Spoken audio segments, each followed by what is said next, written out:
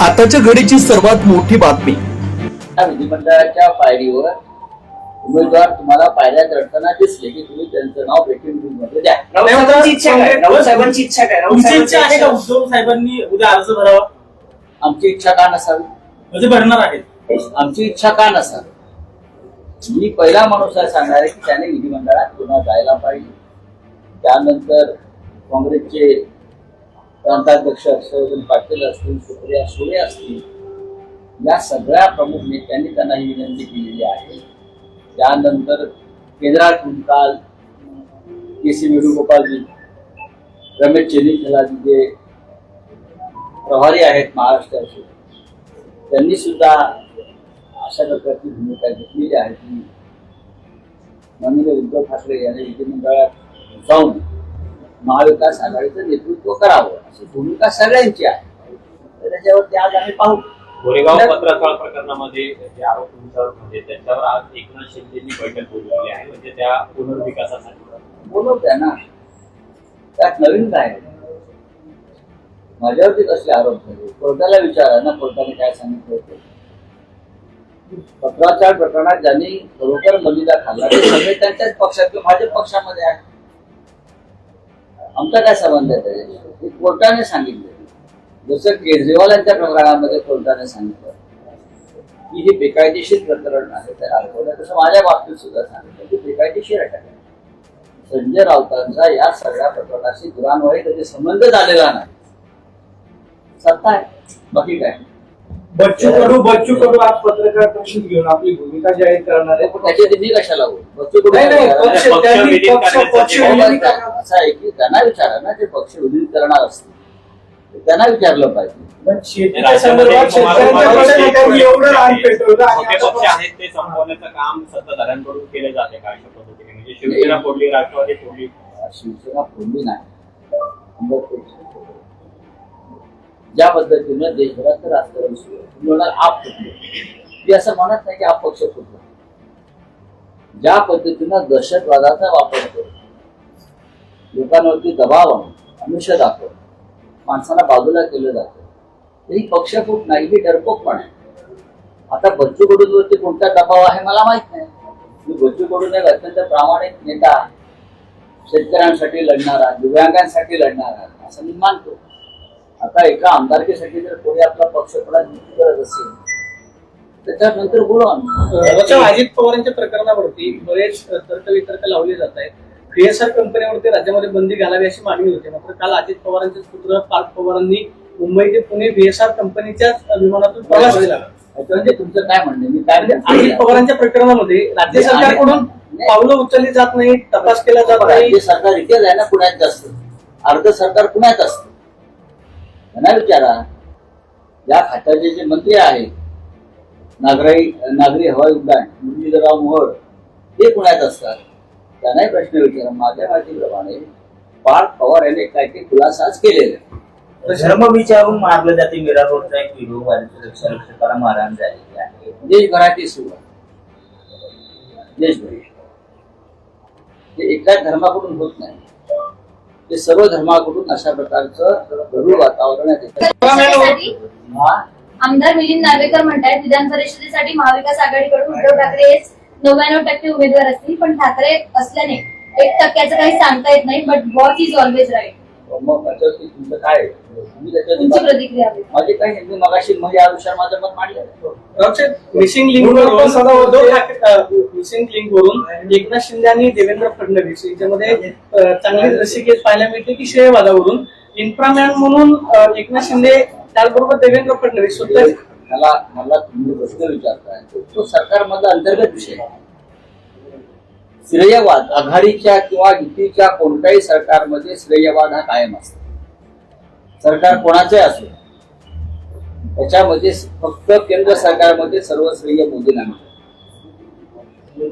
गडकरीने किती काम केलं, नितीन गडकरीने किती रस्ते बांधले, किती पूल बांधले, किती इन्फ्रास्ट्रक्चर उभं केलं, तरी श्रेय मोदींचं. महाराष्ट्रामध्ये आघाडीचं सरकार आहे, दुर्दैवाने अजित पवार नाही. नंतर 3 पक्षांमध्ये कायम श्रेयवादाची लढाई झाली. देवेंद्र फडणवीस हे सक्षम आहेत या सगळ्यांवरती उद्योग देण्यासाठी.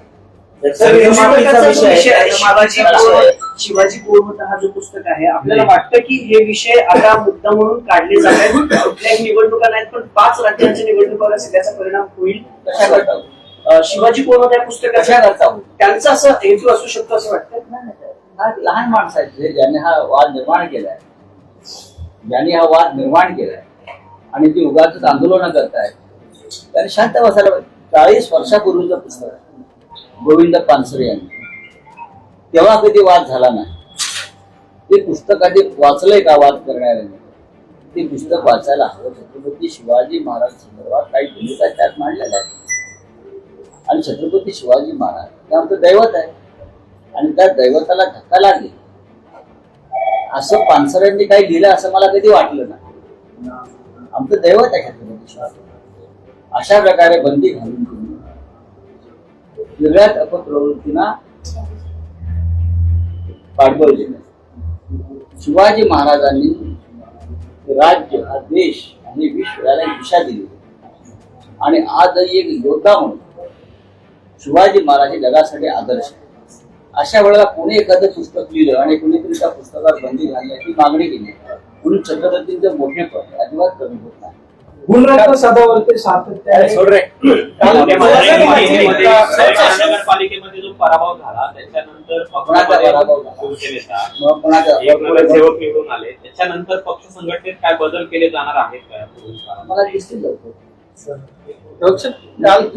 काल पुण्यामध्ये पवार कुटुंबाची बैठक पार पडली. जेवायला बोलवलं नाही का? नाही, असे ज्यावेळेस कुटुंब एकत्र येतं त्यावेळेस चर्चा सुरू होती की मग 2 राष्ट्रवादी काही एकत्र येणार का? पवार साहेब तुमच्या सोबत आहेत, महाविकास आघाडीचे शिल्पकार मोठे नेते माननीय शरद पवार साहेब आणि त्यांचा राष्ट्रवादी काँग्रेस पक्ष हा महाविकास आघाडी सोबत आहे आणि कायम राहील मी सांगतो. एकनाथ शिंदे मुख्यमंत्री होते त्यावेळेस 11 तलाव संवर्धनाचे प्रकल्प राबवले होते ते आता रद्द करण्यात त्यात भ्रष्टाचार झाला. ठेकेदारांकडून मोठ्या प्रमाणात आधीच किकबॅक घेतली आणि आता राज्याच्या मुख्यमंत्र्यांनी पर्यावरण खात्याचे मंत्री आहेत त्यांना आदेश देऊन ते काम थांबवलेलं आहे. रोहित पवारांनी मागणी केलेली आहे की अशोक खरात प्रकरण सीआयडी कडे वर्ग करावं.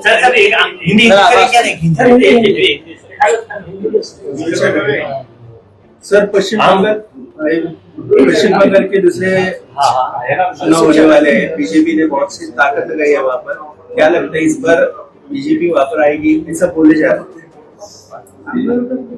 बीजेपी ने ताकत तो लगाई.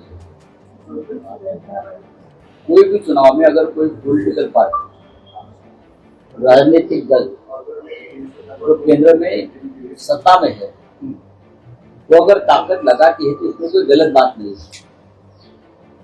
लेकिन इसे मैं ताकत नहीं कहता. ये एक प्रकार का टेररिज्म है जो पश्चिम बंगाल में चल रहा है.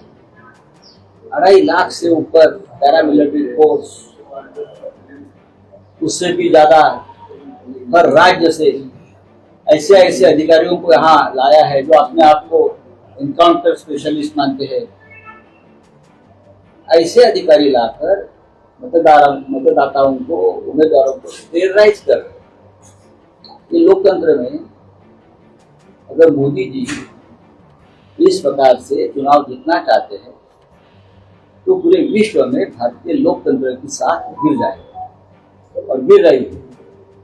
मोदी जी को समझना चाहिए आप जिस मार्ग को चुना है पश्चिम बंगाल में वो अराजकता का मार्ग है.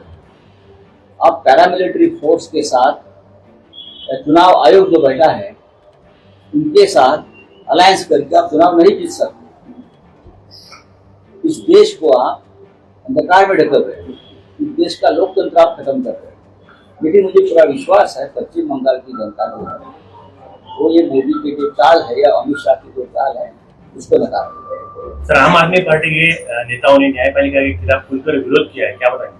क्या आम आदमी पार्टी के बड़े नेताओं ने न्यायपालिका के खिलाफ खुलकर विरोध किया है. सबको करना चाहिए. इस देश में न्याय व्यवस्था कहाँ बची? इस देश में अगर निष्पक्ष न्याय व्यवस्था होती तो 4 साल से शिवसेना शिवसेना न्याय के लिए 4 साल से सुप्रीम कोर्ट में न्याय की गुहार लगा रही है। हमारी पार्टी जिस तरह से टूटी है, जिस तरह से 10th शेड्यूल को खत्म कर दिया है, आपको क्या लगता है उसको हम न्याय कहेंगे? इसको न्याय बोलते हैं। इस देश में न्याय सिर्फ भारतीय जनता पार्टी को मिल रहा है और कुछ गिने चुने उद्योगपतियों को मिल रहा है। उसके लिए पूरी न्याय व्यवस्था चल रही है।